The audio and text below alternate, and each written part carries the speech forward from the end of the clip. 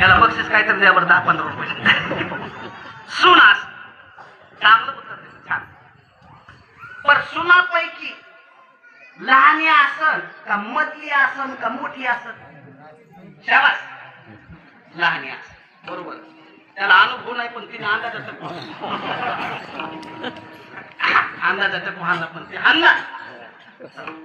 कारण मोठी सून काम नाही करत. तुम्हाला घरातलं शास्त्र सांगते, सासू म्हणजे मुख्य म्हणजे नुसते ऑर्डर करायचं, काहीच करायचं.